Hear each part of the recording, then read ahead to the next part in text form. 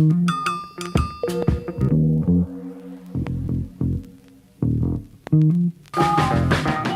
spent my whole damn life in the city. I could go for broke, but the capital is in me. I spent my whole damn life in the city. Anywhere I go, DC's coming with me. I spent my whole damn life in the city. I could go for broke, but the capital is in me. I spent my whole damn life in the city. Anywhere I go, DC's coming with me. I spent my whole damn life in the city. I could go for broke, but the capital is in me. Welcome, everyone, to District Divided, a DC sports podcast, more specifically a Washington Commanders podcast. And we have an awesome episode for you today. We're going to be talking about Ron Rivera and his comments about Sam Howell not realizing he was on the roster, maybe not realizing that he was a really good quarterback, or at least has the potential to be a really good quarterback. That's something we're talking about. We're talking about the final 53, any surprise cuts, any surprise omissions, anyone we expect to break out. And then we're going to get to our NFL season predictions. It is the NFL season prediction show for us. We are going to give you division winners. We are going to give you wildcard picks, and we're going to give you our Super Bowl matchup as well as the winner. I am Amit. That is KDot. KDot, how are you doing today? How's your camera? Camera's working well so far. Let's try to keep it up. We do have the backup method and everything running just in case something goes wrong. Yeah. But I spent a lot of time trying to figure it out. Okay. And I think this episode should be batshit crazy. All right. Yeah. And I'm very much looking forward to it. And if you enjoyed today's episode, please like the video, share the video, subscribe to the channel. We do this once a week. We're going to be doing it twice a week. We're going to have preview shows. We're going to have recap shows. Actually, starting next week, we're going to have 2 shows a week. I am super excited for this. And this is my favorite episode of the year personally, just because when we go through the season predictions, it gets hilarious. I went through every single NFL game and picked them all, added up the win totals in Excel, and I was quite surprised at what I came up with. And so I'm very much looking forward to sharing my picks with you guys. My team in the NFC may surprise people. KDot, what about you and your season predictions? Any surprises in there? Same here. It's you. Well, I don't know if there are any surprise. I mean, who knows? Like we'll figure it out. Stay I do tuned. know that like I did have to go through all the games like you. And when you're predicting every game, when you're predicting week 17, while preseason games are still happening, it gets a little crazy, and you start realizing like maybe teams that you're low on, you didn't give enough wins. Right. So I'm much more confident in the way that I have the divisions ending up. Okay. Much less confident in whatever it is the records will be. Okay, cool. Well, I'm looking forward to it, but we got to begin locally, of course. So Ron Rivera was speaking to Albert Breer. And for whatever reason, Sam Howell came up. Actually, it makes a lot of sense. Starting quarterback comes up. And basically, this is what Ron Rivera had to say when talking about his takeaway from Sam Howell's debut. I kept saying, fuck. If I would have known this, I would have played him sooner. When you only have so much time to show it, it's hard. I kept thinking, God.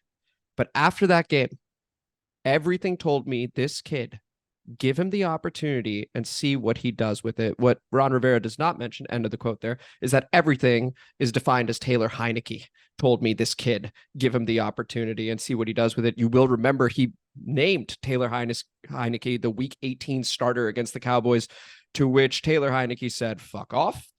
You need to go see this kid play.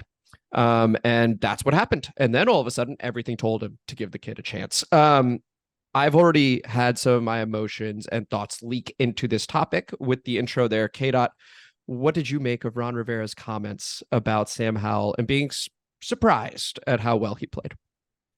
Wasn't a surprise to me, and it shouldn't have been a surprise to anyone in local media because we saw it play out at the end of last season, right? Like we had the episodes where we were saying when Taylor, we were doing all the speculation during that last season game when we heard the Taylor Heineke comment, especially after he went and talked to Pat McAfee, that it was like I was the one that told them to do that, and that was something that we like. I've been on here, and I'd probably say that I've been a bigger defender of Ron Rivera than most, in the sense of like, I've been more trying to look at the positives more than the negatives because I do appreciate what he did as far as the culture, and I do appreciate that he's a good guy. I recognize I can go on tilt much more easily. Like you're level-headed. Yeah. Much more level-headed about this team just because so many years of being so crazy about it. Quick sidebar. I used to work for whatever insurance company, and up until that point in my life, I had quit jobs that required me to work on Sunday if it interfered with watching Washington games. And this job was too good to pass up, so I had to miss some games. This is the first time in my life that I had to miss games. And I realized how much less stress I had. So there was a part of me that said that while I want to be invested in this team, right, I need to have a level head with this. Otherwise, my fat ass is going to die of a heart attack. So that's where you got your level headedness from. Appreciate that, right? Sidebar. Trying. But all right, as far as Let's Ron get back goes, to it. Yeah. Look, I still think there's just a case of he's too goddamn honest for his own fucking good. And I think that this is another example of that. While I do think that there was nothing new that we didn't know here locally, it does hit different when the national media is now getting their hands on it. But it also speaks to something that we've kind of alluded to here, which is, what does Ron do? Like, it's if you're the guy that, if you have the offense coordinator, Scott Turner, you don't touch the offense, right? Well, up until this point, now we have Eric Bieniemy. Jack Del Rio, we know, is in charge of the defense. You have a general manager when it comes to, you have a general manager, you got a team president, you got all these guys. What are you doing?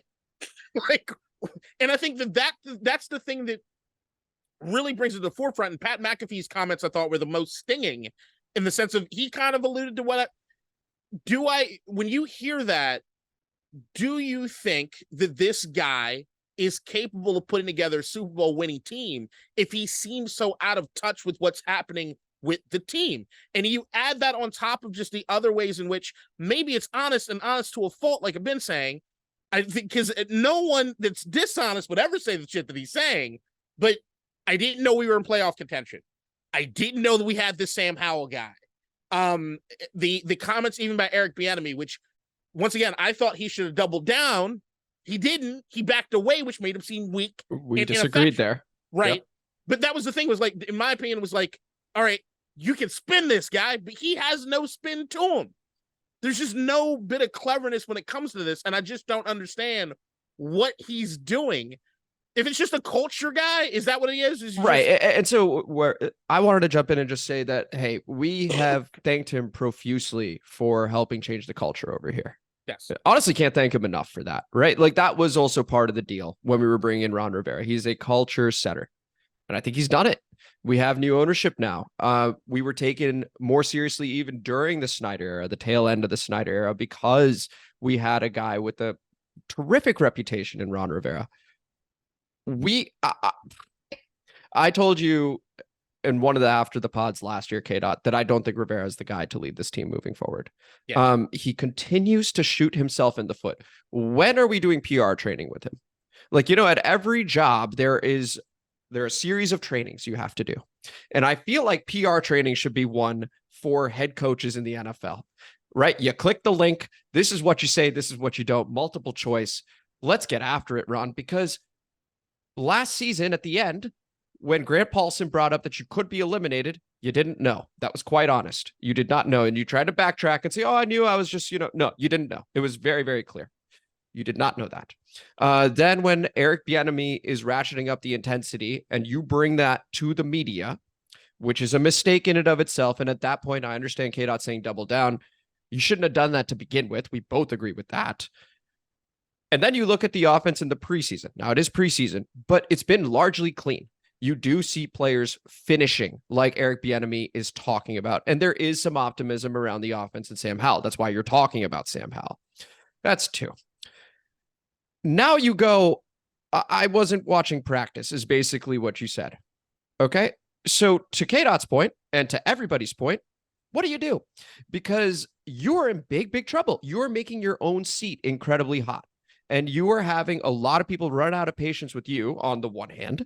And on the other hand, people are falling in love with Eric Bieniemy. It's very early. 0 NFL games have been played with him as our OC.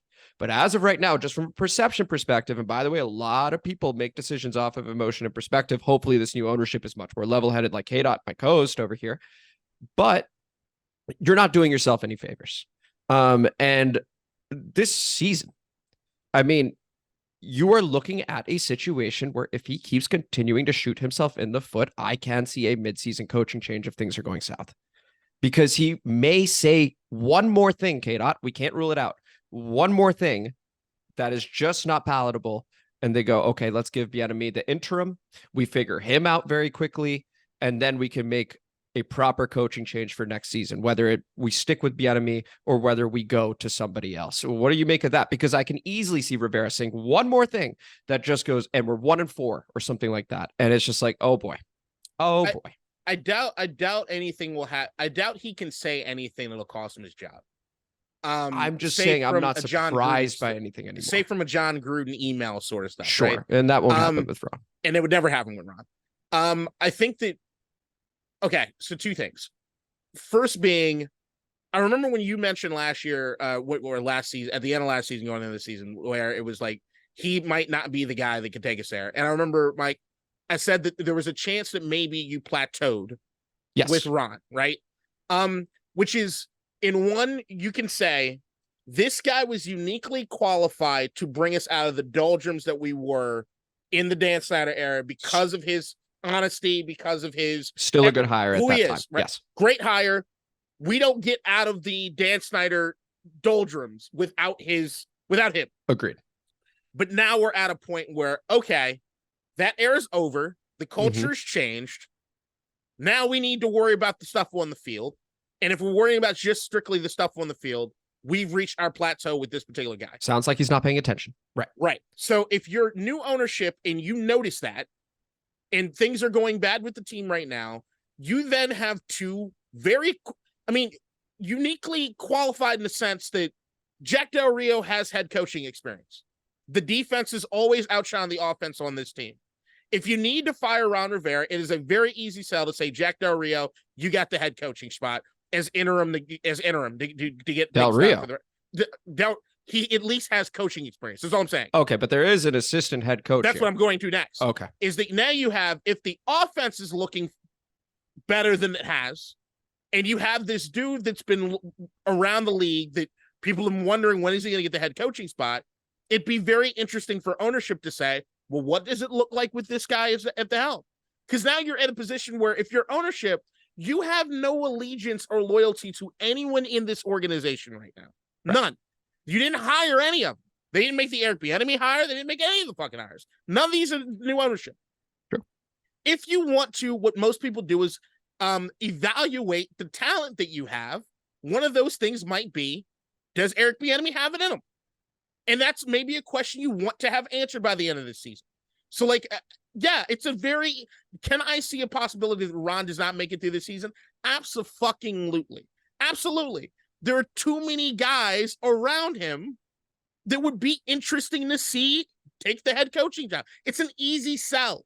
You're not in a situation where you don't have to hire somebody that's not at least exciting as an interim or somebody who has experience already. Like, there are two guys that could take your spot. And so we both sort of speculated what Ron Rivera does. You look back even at last season, there was that moment where I think you had said you had heard from sources that Sam Howell is not ready. And that was like week 10 or something like that, week 11. It makes you wonder where that came from. Because if the guy in charge isn't paying attention to the QB and is probably asked a question. Oh, go ahead. It's Ron. But that's because he didn't know, right? He's even just admitted that he didn't know, and he wished he had known sooner. But you remember also what I've been talking about a lot last season was there is not good communication between the coaching staff. Yeah. You remember there was also something I was saying. Right. We did mention that. There was there's something that was very different for Washington, or very different than any coaching staff, is that there weren't checks and balances the way that you're supposed to have within an organization. You can't have. So if Scott Turner might even have an opinion, the vibe that I was hearing out of Ashburn is that he didn't even feel like he could tell Ron anything. They just didn't have the back and forth. It's just, you have your little fiefdom. You're in charge of that thing. Okay. And that's it. And then you got all the politics that also play into it, which is, if I'm the offensive coordinator, maybe I didn't have any say in the Carson Wentz deal. Yep. I didn't have any say in this, that, and the other. And I don't feel as though there's an open enough conversation that can happen where I can tell them they fucked up. Carson wasn't the guy. Right. We need to start the 5th round rookie. Yeah. And just so that we're not applying full revisionist history here, you and I were on the same page. Hey, you don't need to just throw Sam Howell out there in the middle of a season. We said that. 100%. We both said that. I stand by it. But we're also not in the building. So for those in the building to not notice or to not have maybe defensive guys be like, hey, he's got some fucking zip on the ball, right? Like that alone to me was that was the glaring thing in the Dallas game. And the glaring thing that we're seeing in preseason. His arm looked light years ahead of anybody else that was on the roster. It wasn't close. Like you saw the zip on those balls. Dude, it was a combo. It was a combo of Carson and Taylor. It was a bit more live than Taylor's. Right. And he also had the accuracy that, Carson he'd overthrow it and it was a pick, or he would underthrow it and it was a pick. He seemed to have that dialed in. So it was like, this dude in 1 week looks like the most competent QB on the roster as a rookie. Right. I mean, anyway, we could go on forever on it, but any final thoughts on this before we move on to the final 53? Look, man, I can't say it enough. I'm a dude that I value loyalty more than maybe any other quality. Maybe intelligence, but loyalty. But I really don't like dumb people. But I like Ron Rivera, just to be clear, as a person. We love Ron. We've always said that. We love Ron.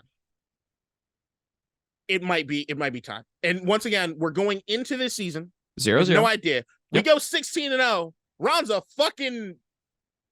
All we can do is react on the information we have as of right now. That's all we're doing. So, and here's the thing: Eric Bieniemy works out. Ron gets credit. Yes. So, like, all these things can happen. But is this guy uniquely qualified to win a Super Bowl? I would say right now, if you put a gun to my head, no. You don't need to put a gun to my head. I will tell you no immediately. You may need a gun for me because I'm loyal. Fair enough. Anyway, let's go ahead and move on to the final 53-man roster. Cuts were made across the league, and we are now down to our final 53. Of course, Sam Howell is going to be the starter, Jacoby Brissett backing him up. The talent on this team, the defensive line, the wide receiver room, right? So that's where people identify us. We have Terry McLaurin, we have Jahan Dotson, and then you look at the luxuries we have on the defensive line in Jonathan Allen and Deron Payne, in Montez, Chase Young. Let's talk about Chase Young for a moment. He has not been cleared for contact yet with a stinger. I personally think, KDot, the Commanders need to change whatever language they're using, because calling this a stinger when it's been this long seems completely inaccurate. I think a stinger is a day or two thing, if that. Tops. So them continuing to, and I even tweeted this from the District Divided account, them calling it a stinger is a huge disservice to Chase. I'm not fully sure why it's still being called a stinger instead of, hey, something else happened and we're monitoring it. Because now you see people online just getting after Chase Young. They're like, you're soft and stuff like that. This clearly isn't a stinger, KDot. Number one, anytime I see anybody talking that shit about Chase Young online, I want to bitch slap motherfuckers. Like, I hate that shit. But outside of that, we could have the first segment where we talk about how Ron Rivera is honest to a fault. And then you can have this Chase Young situation that stinks to high heaven. Excellent contrast. Thank you. So, like, there's this is a problem. Like, I don't understand the designation. All I do know is that I live in Baltimore, and all I keep hearing is that the Ravens want Chase Young. And when I'm hearing that they don't, but we listen all fucking offseason about Chase Young potentially being trade bait for this person, that person, whatever. It just feels fishy to me. I don't know what the deal is. I don't feel as though they're being 100% honest about it. I don't even think Chase understands what the fuck is going on right now, because you probably hear something from him. I don't know if this is one of those things where you're shutting down somebody because you expect to trade him in the next few weeks. I don't know if it's, I just don't know. I wish we knew more, and it doesn't, for an organization in which we're trying to give credit for being honest, this feels uniquely dishonest when it comes to the way that they're treating him. Yeah, I completely agree with you. At minimum, this is a very weird situation, right? To continue calling it a stinger and to continue saying, hey, he's not been cleared for con. It's been 2-3 weeks now. This is weird. And it's okay to speculate on what the heck's going on, because the team's allowing you to, quite simply, by continuing to call it a stinger. Anyway, this is about the 53. So those are the moves. We also brought in Jabril Cox onto the practice squad. That was a notable addition. Notable subtraction. I mean, I think Jared Patterson is a fan favorite. He had that really nice touchdown against the Baltimore Ravens. He's been in and out of the team. He did get cut. And then I'm just trying to think. Oh, some people like Kaz Allen, wide receiver, but Yep. Mitchell Tinsley ended up making it. Another Penn State Lion, one of Jahan's buddies. Any surprises for you? Any problems with the way that the final 53 went down? For me personally, KDot, I'll just answer it plain and simple. No, I have no problems with what happened. Same here. I mean, if I'm being completely honest, once again, calling hypocrisy out between the first segment and this segment, talk about loyalty. Hard Knocks had me more loyal to the cuts that they made on that TV show than anything that happened to Washington. No, there was no real surprises. I like that Tinsley made the squad. I think there was a bit of surprise with fans that Dax Milne made it when there seemed to be more fire from some other guys back there. But when it comes to punt returning, and if you look at the stats, nobody's returning punts for touchdowns anymore. It's just not happening. And what you really want more than anything else is sure hands back there to make sure you're making the fucking catch. And Dax can do that. So you don't necessarily want to rock the boat entirely too much. No one's really looking for Dante Hall or anybody back there to just make it. Just it doesn't. Maybe the Chiefs because they're in a luxury perspective right now, but that's not us. That's not the rest of the league. Like I think all of last season there were 3 punt returns for touchdowns, like in the entire league last year. Something fucking stupid. So it was like, okay, that doesn't happen anymore. So I'm not worried about that. There are certain guys that like I'm glad that like the defensive line. We always know there's so many names, so much depth. I love that Andre Jones showed out so much this preseason. He's made it. I'm really excited to see what he can do on the field. Mathis being shut down as far as the IR thing, that is it's frustrating. It's very frustrating. And that's okay to say. Yeah. Right. But beyond that, no surprises. Maybe the only thing that I can think of if I'm reaching is cutting Jake Fromm. In the sense of, we talked about it last week. Washington has started at least 3 quarterbacks every season since Kirk Cousins has been here. Right. If you're going to play with what typically happens, might want that third quarterback, but like most teams in the NFL are not going to cap a third quarterback. And that's usually what you would typically do. Right. But in Washington, uniquely, that's something that's usually fairly important to have for us. One thing I was curious to see was just from a depth chart perspective. So obviously at the running back position, I mentioned Jared Patterson. And that's because we had Chris Rodriguez, who we drafted. And so I think there's some bias towards your draft picks. That's typically you invested, and so that's going to happen. Same thing, honestly, with Quan Martin, who even on his interception got beat badly. And you keep hearing about, it's been tough for him so far, admittedly, but a second round pick is a second round pick. You're going to invest. That's what's happening. Cole Turner. I'm very curious as to where you think he stands. As of right now, according to our lads, that's what I typically use for depth charts and stuff like that. He's listed 3rd. So he's going to be behind Logan Thomas. He's going to be behind John Bates. I thought he had a very, very nice preseason, KDot. Do you think our lads listing him as 3rd is just like, we just need to list him? Because I think Cole Turner could actually be a significant piece in this offense. It seemed like Sam Howell felt very comfortable throwing to Cole Turner. Yes. I think it's all just nonsense. Sure. Here's where we go back to segment 1. Ron, what are you doing? So like who has final say on this? Is it Eric? Is it Ron? What's happening? To me, I'm just going to say it. I think Cole Turner is more talented than Logan Thomas. I would have no problem with Cole Turner starting. And that's where I go with it. And I think the impactful. Logan Thomas thing has been, he has shown flashes. He is, when healthy, which is not a lot, he's consistent in his production. I think there is some loyalty to him, but I don't think anyone here watching the football games wouldn't say we'd much rather see Cole Turner out there than we would see Logan Thomas or anybody else. Honestly. Right. A couple of clutch 3rd down plays made by Cole Turner. Like, he's shown that he can deliver. And this is why I think it's nice to play under the lights, right? A nationally televised game against the Baltimore Ravens, the 24-game win streak, whether it meant nothing to you, the fan, it seemed to mean something to Washington. It seemed to mean something to Baltimore. It seemed to mean something in the joint practices. So making a big catch on a 3rd down there, right? That means something. Everyone's watching. So I liked what I saw out of Cole Turner. I would say he was one of the bigger winners of this preseason for our team. Why don't we go ahead and get to the fun part, right? The NFL season predictions. I ended up going through these yesterday. I picked every single NFL game. And let me tell you, by week 9, I think I was going with some sort of flow. I don't even remember what song I was listening to, if I was listening to a song. So I just started typing my winners in. I have it in Excel. So it just kept adding to the counter. And I was quite stunned in a couple spots at what I saw there, KDot. So the way this is going to work, we are going to give our division winners and we are going to give our wild cards. We will begin with the AFC since we're, Commanders podcast, and we'll save the best or worst for last, depending on where our picks shake out.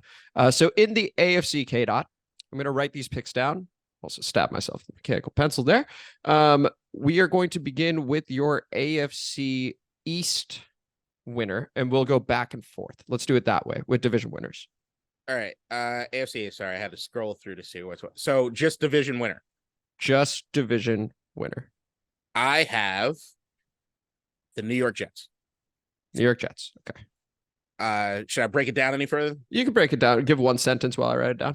Okay, so I got the Jets because I'm riding high on what it is that I just think from a talent standpoint, the defense is lit as fuck. And I think Aaron Rodgers, with what they'll be able to do with the Breece Hall, Dalvin Cook connection. I think the only thing I have any questions on when it comes to the Jets is how Aaron Rodgers deals with the young wide receivers and how long it takes for them to get together.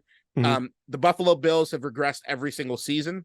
The Miami Dolphins, I don't believe in Tua. I think Mike White is actually a better starter for them, honestly, right now. Well, you probably see it.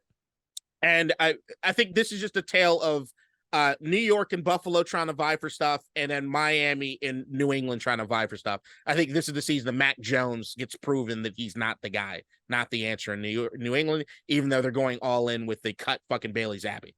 Okay, got it. And then let's see, I'm just doing this as well, writing down NFC, AFC. Okay, so you've got the Jets, and I think that's a perfectly good pick, right? I mean, you're talking about a top 5 defense, the one stat that consistently looms around. In 2010, Aaron Rodgers had a top 5 defense. It's the only time he's ever had a top 5 defense. He won the Super Bowl. Now, there's a perfectly good counter argument that was 13 years ago, and I completely understand that. I do think the Jets are going to be very, very good this season. That being said, I have the Buffalo Bills winning the AFC East because while there is some season-to-season regression in terms of where they finish in the postseason, this is probably last year they were sort of the darlings of the offseason. Everyone was talking about the Bills actually being favored over the Chiefs and stuff like that. Everything was about the Buffalo Bills. Everything. This time they're under the radar. They get to focus, fewer cameras. I think that benefits them. Josh Allen, we know, is a superstar quarterback. Diggs, Gabe Davis. I expect big things out of James Cook, their running back, who's going to end up taking over second year. Dalvin's brother. So both in the same division. I like the Buffalo Bills there, KDot, and I've got a win total of 14 on them. So I've got the Buffalo Bills up there in the AFC East. Let's go to the North. Your pick. AFC North. I just got to pull it up real quick. I got to keep scrolling between. Okay. AFC North, I have the Cincinnati Bengals in a shootout with the Baltimore Ravens for supremacy of the AFC North. Yeah, we have Bengals, Ravens, Steelers, Browns. Okay. That's a big one. I have the Baltimore Ravens winning that division. The way I have it, all 4 teams have at least 10 wins. I have the Baltimore Ravens in first. I have the Cleveland Browns in second. I have the Cincinnati Bengals in third. And I have the Pittsburgh Steelers in fourth. 13, 12, 11, 10, respectively. I have the Baltimore Ravens in the North. I think the Cleveland Browns thing to me is their defense should be lights out this year. Yes. This is going to be a tough fucking division. I love this division, by the way. I am so low on Deshaun Watson. Okay. And I think that's where that is the main polarizing factor of the Cleveland Browns, right? It's how you feel about Deshaun. I think they're still going to be able to use Nick Chubb to help Deshaun settle in. They should. I think they will. Stefanski was still, even when he was with Minnesota, they were focused a lot on the run game. They'll make it easier for Deshaun. He's got talent, right? I mean, he's got Amari Cooper there. He's got Elijah Moore there. At one point. Exactly. So I think the rust is off. I think they're going to end up being very, very good. I don't think Deshaun needs to do much for them to win games. I think that's where I'm at. It's the running game and the defense for me. And I think Deshaun puts them over the top, which Nick Chubb is the best pure running back in all of football. In all of football. In all of football. Deshaun Watson was a top 5 quarterback. The only thing I'll say to that, I have never seen a quarterback go from great to bad to great again. But we've also never seen a QB in the middle of his prime miss a season for off-field stuff. Like that's He ain't Mike Vick. That's all I'm saying. Yeah, what a case that was. Well, He anyway, ain't let's move on to the AFC South. Go ahead. AFC South. All right. So these motherfuckers here in this goddamn division. Jaguars. I think they win this handily. Okay. I've got Jaguars, Colts, Titans, Texans. Wow. I think the Jaguars are in contention for being the number 1 seed out of the AFC. Just looking at their schedule. And I don't think that's a bad shout at all. I do have I'll get to that in a bit. I have the Titans winning the division. I still think I trust in Mike Vrabel. I think Derrick Henry is still a rock star back there. It's again, I have that bias towards defense, running game, and if you have really good coaching. And then I think Ryan Tannehill will do just enough. DeAndre Hopkins is going to make a difference. I don't think they go to Will Levis or Malik Willis or anything like that. I think Ryan Tannehill ends up having a very good year. I like the Tennessee Titans to win that division one more time, although it is neck and neck with the Jaguars. I'll tell you that while picking these games over here in the South. Let's go to the. Go ahead. So that I have the Jaguars like 13 wins. I don't have another team in that division winning over 6 games. So, I have a couple divisions like that in the yeah, we'll get there. And once again, I don't trust my records.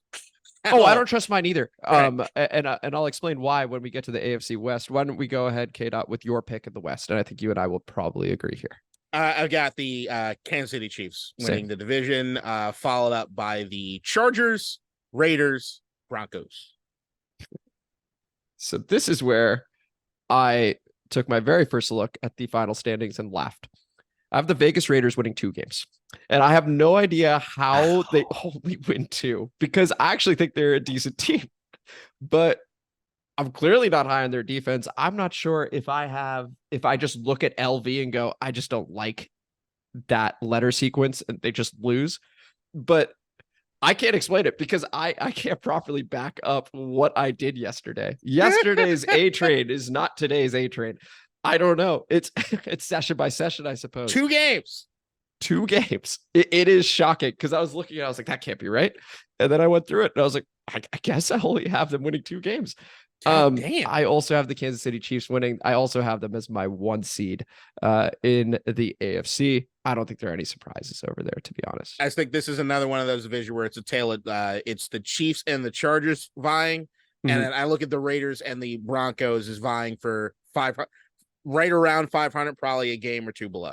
Oh, wait, hang on. Do I have them as? Yeah, I do. Okay. Because Buffalo, Kansas City, I'm using some Excel filtering right now. Buffalo and Kansas City play week 14. And so I'm just trying to make sure I confirm who's won that matchup because the winner, got Buffalo as the 1 seed. Then I got the Chiefs as the 2 seed.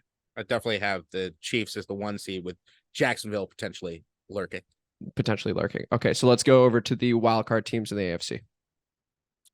All right. So this is where I'm trying to make sense of and what while you do that, I'll Yep. recap. Yes. AFC East, KDot has the Jets. I have the Bills. In the North, he has the Cincinnati Bengals. I have the Baltimore Ravens. In the South, the Jacksonville Jaguars. I suspect you're going to be right about that. I have the Tennessee Titans. And in the West, we both have the Chiefs. My Go 3 ahead, KDot. wild cards for the AFC are the Baltimore Ravens. Okay. Who actually had finishing with the same record as the Bengals. They just won on tiebreakers. Okay. The LA Chargers. Okay. And my final and this is where right here I have the Steelers, but I don't believe that. I don't fault you. I mean, I think Kenny Pickett's going to have a really nice year, and he's got a couple stud wide receivers. The reason I don't buy that is that the Buffalo Bills I don't have making the playoffs. So Bills. Oh, so by 1 seed you just don't have in. No, double down, my friend. No, just not doubling down. Not doubling down. Okay, you got the Bills. They lose in the wild card. Okay. The Bills lose in the wild card, but they will make it over Pittsburgh. Fair enough. They Okay, are so a better team than the Steelers. okay. What the fuck happened? My goddamn picks. They made that the case. This is why I don't love understand. this episode. Okay, so rounding out I have the Steelers at 12-4 and them at 11-5. I'm like, what? 11-5. Did you miss a game? Right. There we go. I missed the game. Okay. Holy shit. That's what happened. 11. God damn it. You just solved it. Thoughts and prayers out to DeMar And then Hamlin, like who 3 made a.m. the All right. 53-man roster. I was tired. We've both admitted COVID. the one consistent thing we have is we were tired while making these picks. And then my 3 wildcard teams, I have the Cleveland Browns. I have the New York Jets. Not in this order. These are just the wildcard teams. The last one, there is a 3-way tie with 11 wins each for this. Yeah, for this, the AFC's loaded. So clearly what this is telling you is when AFC plays NFC, AFC whoops their ass. That's what this is basically telling you. Because my NFC wildcard teams have 9 wins, whereas these guys are a 3-way tie at 11. It is between the LA Chargers, it is between the Cincinnati Bengals, and it is between the Jacksonville Jaguars. Looking at the tiebreakers, I have the Jacksonville Jaguars in, leaving out the LA Chargers and Cincinnati Bengals, which is quite the shout. Once again, that's why we love this segment. So we have for KDot, the Jets, Bengals, Jaguars, Chiefs, Ravens, Chargers, Buffalo Bills as his 7 teams. I have the Bills, Ravens, Titans, Chiefs, Browns, Jets, and Jaguars as my 7 teams. Okay, so actually, when you, on the face of it, I think we only have 2 differences in terms of who's, so you have the Bengals and Chargers in, I have the Jets, or I'm sorry, I have the Browns and Titans in. Those are the differences there. That's it. The rest, those other 5, we agree. All right, let's go over to the NFC. Go ahead, KDot. NFC East. Oh, we're starting with the East. Oh, you know what? You're right. Let's start with the West. Let's go backwards. Okay. All right, starting with the West, I have the San Francisco 49ers winning it. Next up, the Seattle Seahawks, the LA Rams, and then the Cards. And now we're beginning to line up. I have the exact same thing, KDot. The win totals I have are 12, 10, 4, and 3. 13, 6, 4, and 2. Okay, we're very close. We're very, very close. 6 for the Seahawks. I don't hate I think the Seahawks, they'll regress compared to what Geno Smith was doing last year, but that rookie they got out of Ohio State's a bad motherfucker. Yeah, that they do. That they do. So they got some weapons in Seattle. Yeah, that defense is trash.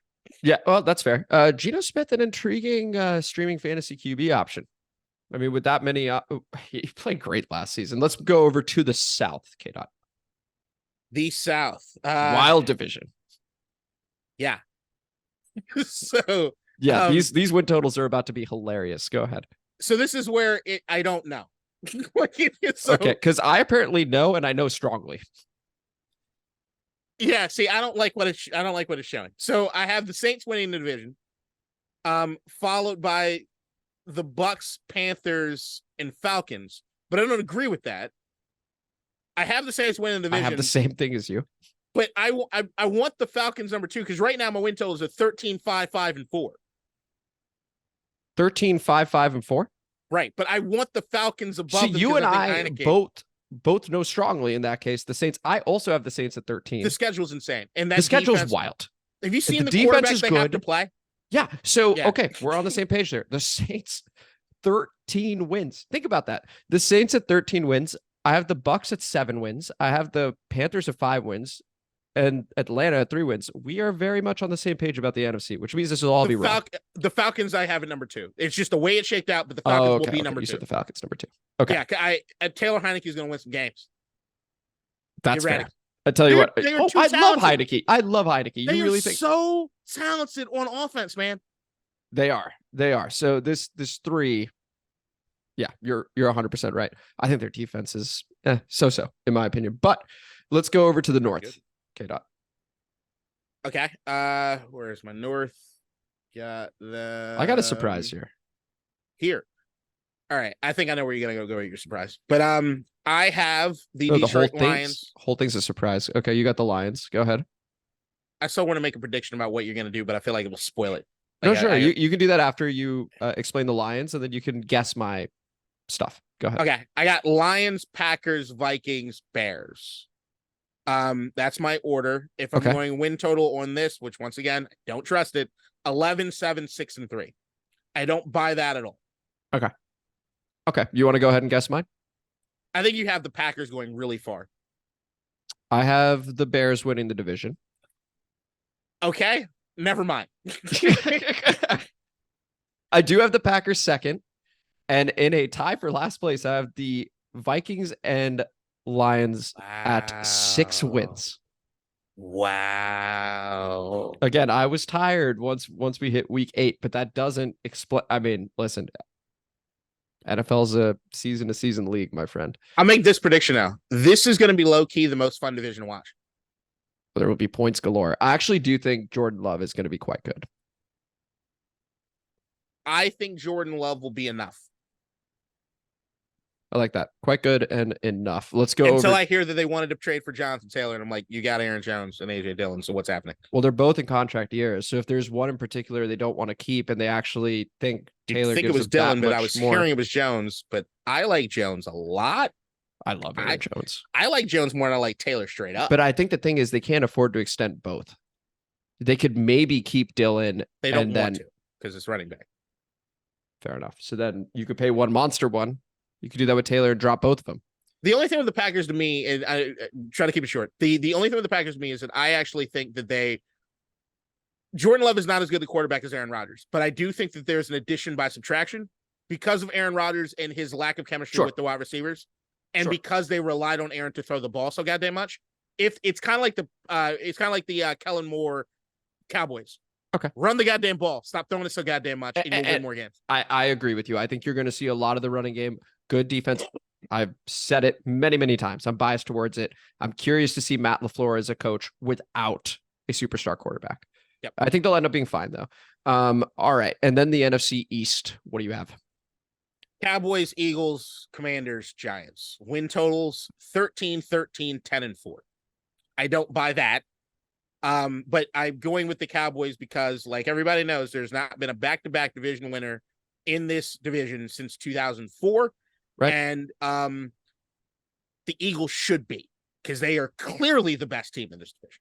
So you have the But Eagles the Cowboys winning. No, Cowboys will win just because of the pattern of you can't be back-to-back NFC East champions. Okay. So because I don't want an absolute mutiny from listeners of the show, I also have the Eagles and Cowboys tied at 11 wins. I will go Eagles. I have not looked at the tiebreakers, but we can't have a DC sports podcast where both co-hosts pick the Cowboys. So I am going to go ahead and pick the Eagles. My win totals are 11, 11, 9, and 5. And so I have Eagles, Cowboys, Commanders, Giants. Okay, 11, 11, 9, and 5. So I have a same order as you. First place is tied. And then you move on. Who are your 3 wildcard teams? 3 wildcard teams for the NFC are... Oh, what the fuck is that? Oh, sorry. I have the Eagles. Commanders. Mm-hmm. And I had the Seahawks on this list, but I think I'm going to go a little crazy, say Falcons. Okay. You did that last time too, by the way. They did not reward your faith. I was too high on Kyle Pitts. He's still there. And you're still too high on these guys. Anyway, hey, they could be great. They could be great. They have it in them, especially with Heineke running that offense. I know it's going to be Ritter to start. I don't have a lot of faith in Ritter. I think they turn to Heineke and they have a blast in the ATL. Let's have ourselves a time, right? It could be fun. It could be fun. I think he fits into that city too. I mean, I think there's a vibe there that could be fun to explore. My 3 wildcard teams. I have I listed 2? No. Okay. So the Cowboys. I have the Seahawks. And then there's a tie between the Commanders and the Packers at 9 wins. And I didn't go through all the different stuff. Go with Washington.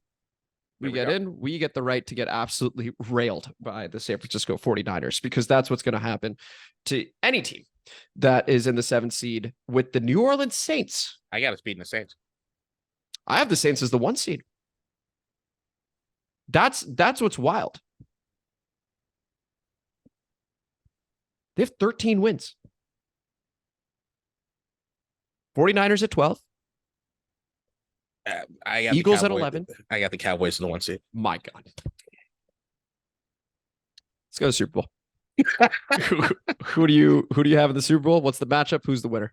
Rematch, baby. Kansas City, Philadelphia. The reason being, Kansas City to me has the best player in the game. Mhm. I will never not pick him to be in the Super Bowl as long as he's playing, until I see something different. And I think the Eagles, to me, most teams that lose the Super Bowl think that they're talented enough to bring it back next season. The Eagles did not do that. They retooled like a motherfucker. They did. That to me is a recipe for absolute success. And I'd be hard pressed to say they should be in the conversation at the lead of the NFL all year long. That's a hell of a squad. And the thing is, to your point, a lot of teams do just run it back. And when you look at, I'll speak for the Premier League, for example, in soccer in England, these teams, when they win, retool like crazy. They're looking for players that are insanely talented, that they maybe overpay for, but are hungry as hell. Mm-hmm. And that's how they end up repeating. Yep. Like I think the Eagles have followed a very, very good formula there. My Super Bowl matchup is the Baltimore Ravens against the New Orleans Saints. And I have the Baltimore Ravens winning it. So your neighborhood, KDot, is about to be going bonkers in February, because I think the Ravens this year, and they don't have a great defense because of all the injuries to corner and stuff like that. But I think this is the year we see, and this is my MVP, Lamar Jackson takes that step. You have to understand that they're finally going to let him throw more. There's this idea that he can't throw the ball, which I personally disagree with. I do completely buy into his receivers being next level. And I think he finally gets that. He never had that at Louisville.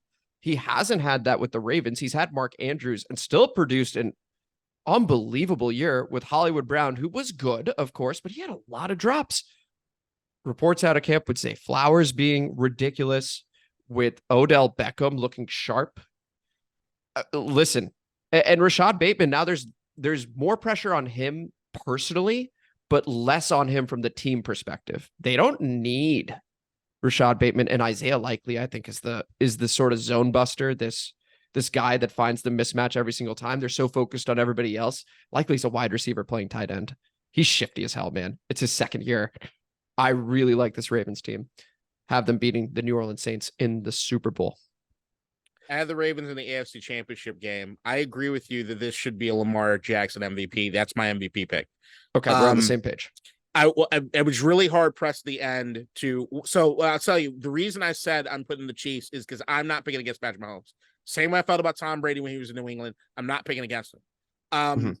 But to me, a Philly Baltimore Super Bowl would be incredible. And you're talking about two cities, mad fucking close, can't stand each other. And the idea to me of Lamar Jackson beating Jalen Hurts, saying, not yet, motherfucker. Not yet. You haven't. People want to put you on a list higher than me? Not yet, asshole. That to me would be. Plus, I live in Baltimore. When the Ravens are good, less violence here. I'm always rooting for that. So, for the safety of the city of Baltimore, please, Ravens, we have a job to do. And Zay Flowers also is my rookie of the year. I adore Zay Flowers. He looks. I'm higher on him than most. Like the only other receiver I've been higher on who's not out yet is Marvin Harrison Jr. Yeah, from Ohio State. From Ohio State. I'm a Boston College head. I've been a Boston College fan ever since I was in middle school. First girlfriend. We had dreams of going to Boston College together because her sister went there. It was a whole thing. But now you know the reason behind it was to love and adore Zay Flowers. I hated when they drafted him because Baltimore is where wide receivers go to die.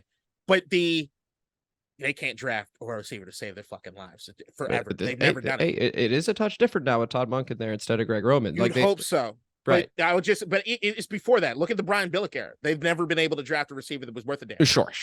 Any one of the receivers or somebody that was already he looks good though. Let's talk about Zay. Fucking great. You know what? Why don't we? Because we're going against a hard stop. Oh yeah, shit. Let's quickly do the comment mailbag. Yeah. And let's talk about Zay Flowers and after the pod real quick. Okay. So going to the comment mailbag, we have 3 comments. Thought we had a 4th for Patriot Clips, but I don't see it. I've tried messing with the filter stuff like that. So Patriot Clips, if you did, my apologies. feel free to drop it again on this episode. But beginning with Tony. Tony? Shout out, Tony. I love the fact that you embrace A-Train. You know, the thing is, Tony, when something is said enough, you begin to accept it a little bit. Now, this isn't to say that this is true for all things, but I think in the case of A-Train, there is a part of me that relates. And no, it's not the cocaine part, but it is the part where easily excitable, ready to ride the wave of the moment. And there's something there. I think there's absolutely something there, KDot. You had any number of facial expressions while I was talking about that. The first step in AA is we admitted we are powerless over alcohol, that our lives had become unmanageable. Part of that is just acceptance. And I'm glad that even though through all the shrouds of bullshit you just said, it's just acknowledging the fact that he does have a coke problem. He does have a split personality. His name is A-Train. And I also think there's a little part of him. There's a little part. I'm talking to the audience. I'm talking to Tony right now. Tony, there's a little part of this guy here that is able to not take full responsibility because it's another person, right? It's A-Train. It's not Amit. It's A-Train. So while we want to give him credit in certain aspects, we still got to know the through line. He's still full of shit and doing entirely too much coke. You know, there are two types of AA. There's Alcoholics Anonymous, and there's A-Train acceptance. And so, yeah, if I'm in AA, it's the latter. Okay, just accepting a good I should have chunk. put up Narcotics Anonymous, but I just typed it. Yeah, that's not applicable. That's an NA right there for you. Let's go ahead and talk about Bloodklot and his comment over here. Shout out Bloodklot. Appreciate you. I'm excited for the season, especially to see what Eric Bieniemy has in store in his magic hat of routes. The preseason has just been basic plays, nothing really special about them. We're going to see some of the real shit when the season starts. I'd certainly hope so. I don't think Rivera would ever throw Eric Bieniemy under the bus. They're both from the Andy Reid camp. They're like brothers. Rivera has too much respect for Papa Reid. Howell all day. I actually do agree with that. I don't think that there was intention to throw Eric Bieniemy under the bus. We talk about honesty to a fault. I think something came to his mind and he said, well, there are a lot of microphones here, why don't I just say I'm into those? Go ahead, Kate. That's it. That's literally it. Not to mention, there's one thing in the Albert Breer thing that I thought was very alarming. Not alarming, but it spoke to somebody's character. Sure. The amount of F-bombs dropped sounds like somebody really trying to prove that they're like cool, or like, hey, I'm a real dude that's like gonna be honest. And it's like, you feel like you're trying too hard, bro. Yeah. Listen, that's fair. And then we go over to Darren Burgess. Shout out Darren Burgess. Anyone else thought that was Kevin Gates in the thumbnail? I appreciate the comment. Is he talking about you or me? You. That's what I thought.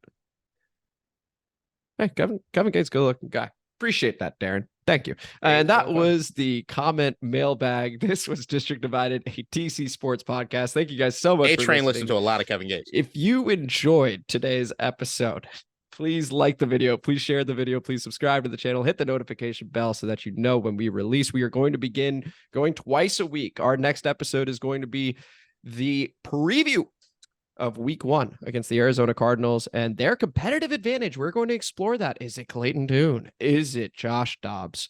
And if we lose, will this podcast cease to exist? I'm Amit. That is KDot. Thank you guys for listening. After the pod begins right now. Hey. Zay Flowers. Zay Flowers. Let's talk about this guy because he looks really, really good, at least from the preseason hype and stuff like that. The game against us, he had a really nice touchdown. Mm-hmm. He's shifty as hell, dude. He does everything really, really well. And I think what a lot of people are overlooking in this offense, you can't describe enough. So we talk about plateaus, like with Ron Rivera, right? Greg Roman plateaued. He took a Lamar Jackson and molded an offense to get the best out of him on the ground, this, that, and the other. But they didn't really have a full offense, right? Right. You're trying to maximize Lamar, but you've captained what you're going to be able to get to him because he's exceeded your expectations. So there is but from a talent standpoint, look, Odell Beckham, I know he's older, whatever. The last time I saw that motherfucker play, he was going to be your Super Bowl MVP. not a whole lot is going to be asked of him in this offense when you have a Mark Andrews, who to me is the second best tight end in all of football behind Travis Kelce. Yep. Is a hell of a receiver, and a hell of a receiver in an offense that wasn't doing anything downfield. So if you get a Todd Monken coming out of Georgia, looking at what it is he does offensively, dude, there's going to be some down the field fucking shit that's going to be insane to me. Not to mention, if you're also looking at the fact that they're not going to completely eliminate the Lamar Jackson options and runs, J.K. Dobbins is a fucking problem at running back. He's good. Yeah. He's damn good. They have dudes. And to think like you can have Zay Flowers as being that he's rookie as a third option behind Odell and Mark Andrews because you have to take care of them two. Zay is going to get some opportunities to fucking eat.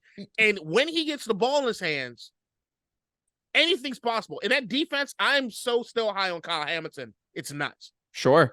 Hey, here's the thing, KDot, is that the only thing stopping this offense is, to me, Lamar, right? And he's a former league MVP. So if I'm putting my chips in there.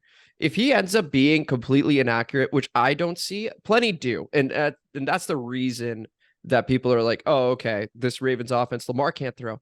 That is one of the most ridiculous comments you can even say about a former league MVP, because he threw for a ton of touchdowns that season. It's not like this was all rushing, right? He is a quarterback, and he's a damn good one. They are going to have mismatches all over the field. If Rashad Bateman misses time for whatever reason, Mark Andrews is a wide receiver in a tight end's body.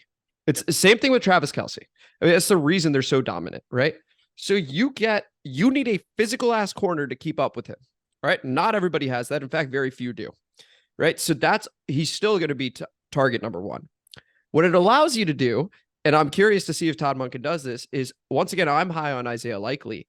Now he's lined up against a linebacker, or if you choose to pick your poison and you move your linebacker over to Mark Andrews, still not a good matchup.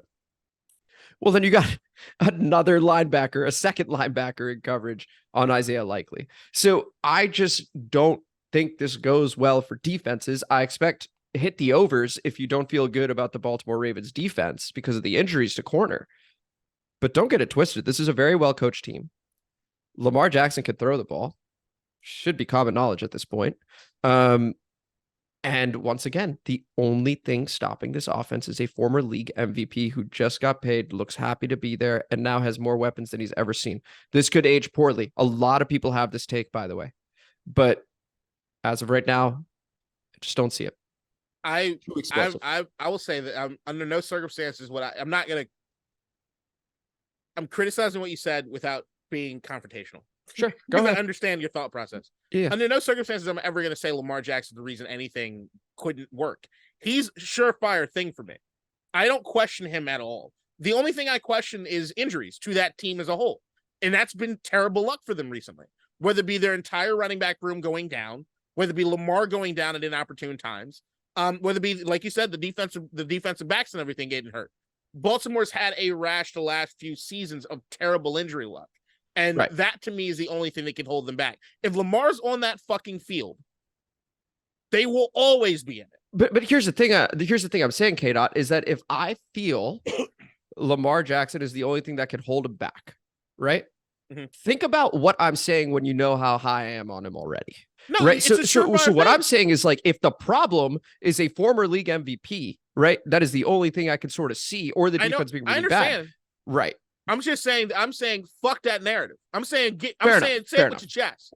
I'm saying that Lamar is not, under any circumstances, like, I think what you're doing is, I don't think you believe that, but I'm not entertaining the narrative. I see. Okay. Like, fuck that shit. Like, I guess Jackson, where I'm coming from is all the skill position players are there, right? He was 8-4 last year. He's a phenomenal football player. He is a phenomenal football player. Right. The only thing to me is, and now he has everything. So it's only going to get better. Right. It's only going to get better. You said about Hollywood Brown. I thought Hollywood Brown fucking sucked. I'm going to say that. That's fair. I think he just caught a few more during the MVP season because he was quick. But he dropped a ton of balls, dude. Have you seen those compilations of him dropping the ball? Yes. Like, it is crazy. But I did not like Hollywood Brown here at all. Like, me and my nephew is a huge Ravens fan. We talk about it all the time, and every time you could tell he didn't want to say anything back because it was his guy, but he didn't believe in him. Like, none of this shit. Fair enough. I see what you're saying. That team is lit. It's fucking lit. And they're having fun. Have you seen the Zay Flowers video? My God, dude. How awesome was that? I loved it. What's your signing bonus? $7 million. And then did you see him perform after that? And Lamar's cracking up. Fun. Odell dangerous. Beckham chose there. He said he felt a calling to be there. That's and why. I'll tell you right now, Ndamukong Suh, watch out for that motherfucker. I think he'll end up being a fucking Raven by the end of the season. Here's the thing. So I think a lot of hypes around the Jets. There's the Hard Knocks. There's Rodgers. There's the top 5 defense. I get it. This team, I think the Chiefs have sort of proven, hey, if you have that dude at QB, right, that just can will you to victory. The Chiefs matched up against the Eagles were worse in every single position except for tight end and QB. That was it. Mm-hmm. Chiefs won, right? Like, it. Overall offense, overall defense, Eagles are better, except the QB. I think Lamar is of that caliber. And I think he finally gets people that prove it. He finally gets an OC that shows it. Like, everything is set up for him, and I expect him to thrive. So the reason I say injury is the only thing I'm worried about is also that division. Nasty division. Cleveland has Myles Garrett. And I'll give credit to my co-host on the other podcast, Keem, who had to remind me they added Zadarius Smith. And so while Myles Garrett has been getting all these double teams, can't do that shit anymore because there's another fucking problem you got to worry about. That pass rush is going to be nuts. TJ Watt is a fucking monster. Like, I think he has a bet. I think it was Pat McAfee or something that if he breaks the record, somebody gets paid some shit. And I do want to chat about McAfee for a moment after this, before we go.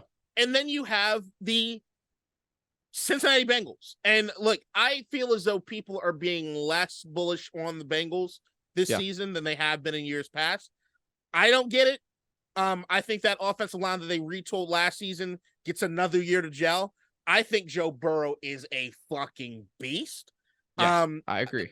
That's why him missing the playoffs made me a bit nervous, but I'm going to hold on to it. And that wide receiving core, man, like maybe enough people didn't look at the highlight reels. They are fucking lights out. The AFC's a blast, dude. The AFC is going to be every game basically is must watch on the AFC side of things. And they also have a pass rush. So like the idea that, like, when I'm looking at the Ravens, can you stop all those guys that like to kill quarterbacks, keeping Lamar healthy? I don't buy into the narrative that Lamar is like an injury-prone guy. I think he's had bad luck, and he's been asked to do too much in the offense every year, on the ground and otherwise. I expect his rushing numbers to go down.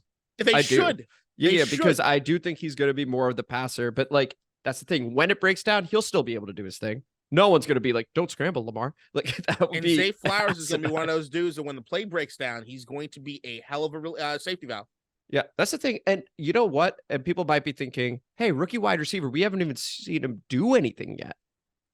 The current trend is rookies come in and dominate immediately.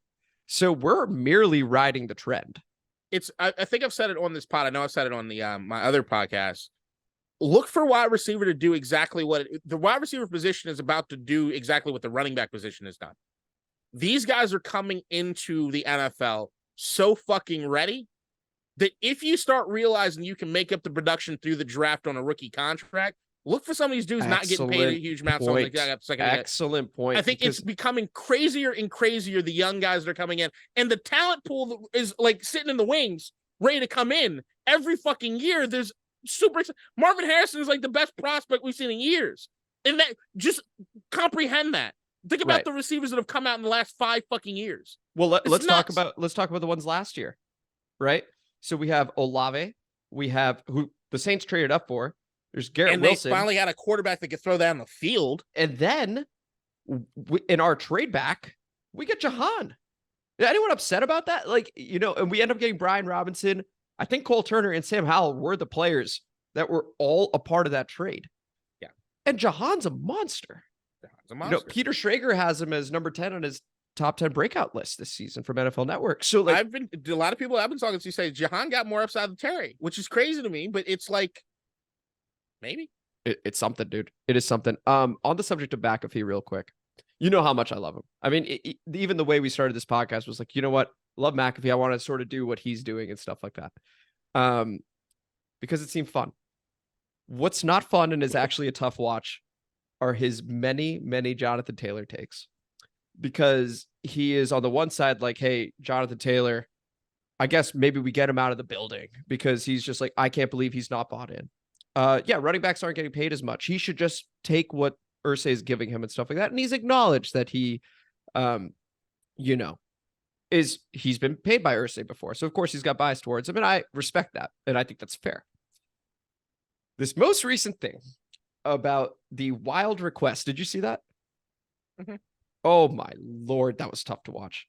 We asked for Jalen Waddle and more. That is not a wild request at all. Disguising Jalen Waddle as a number 2 receiver when Jalen Waddle on any other team is basically top 10 and an absolute monster when you know the wide receiver position is significantly more valuable than the running back. You've gone from Taylor should just be happy he's here and should take any contract offer to, okay, fine, we're going to ship him out. He may be a locker room cancer because he hasn't helped stop the gambling in there and stuff like that, to, I can't believe we can't get Jalen Waddle and more from this guy who was a league MVP. How quickly that changes.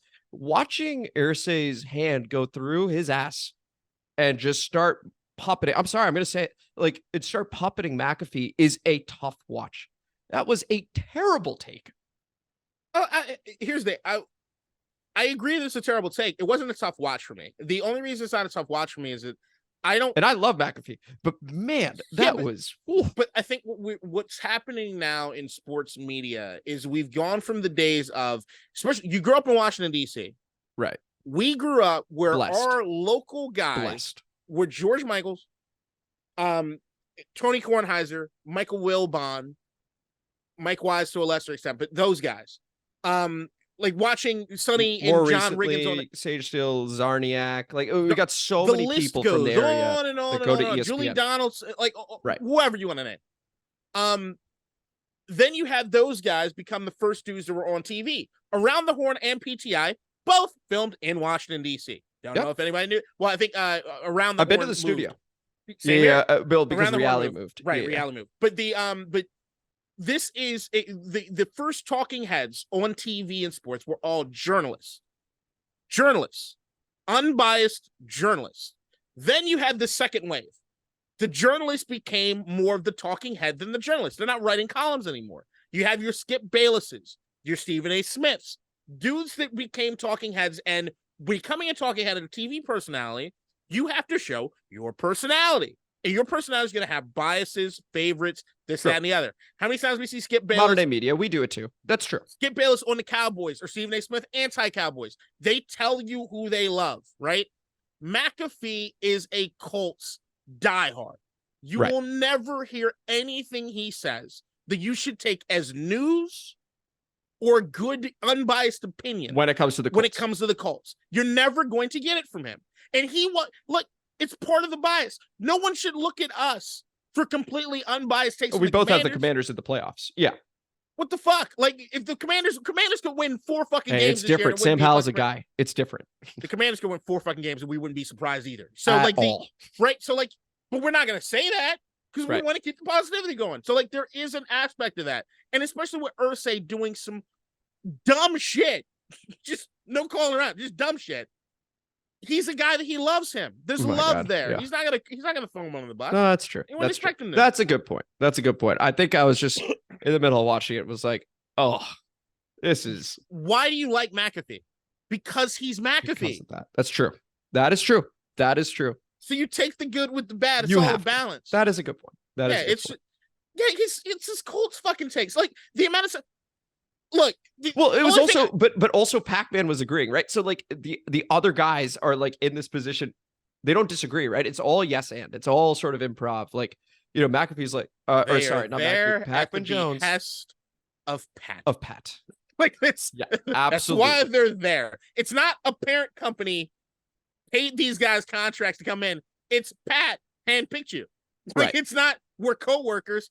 He's the boss. Like, we can disagree, but we also know this is the one team that he's going to stand for, not worth the fight. Fair enough. So Fair like enough. there is an element of that you have to take into account when it comes to this dude. Like, it always is going to be there. You should. Fair And point. Chris Ballard, he loves these guys. Now we are 10 minutes beyond the hard stop, so Oh, do have to go. What? Hey, when you're having fun, that's what happens, right? So we will see you guys next week. We got our preview episode. Real quick, Lions, Chiefs, who do you have? Don't. It's Chiefs at home, right? Chiefs at home. Chiefs. Chiefs. Like, I don't think it's crazy to think the Lions may cover. look, there's been pushback when it comes to the Lions recently. The people that are just like, we're too high on them. You Right. got to remember how they ended the season. They ended It the was season incredible. on a fucking high. That offense is going. And I think this season is Dan Campbell actually a good coach season? We'll find out. He is odds-on favorite to win Coach of the Year. All right. We will see you guys next week. Take it I easy. guess. In DC, we're just hoping that you listen.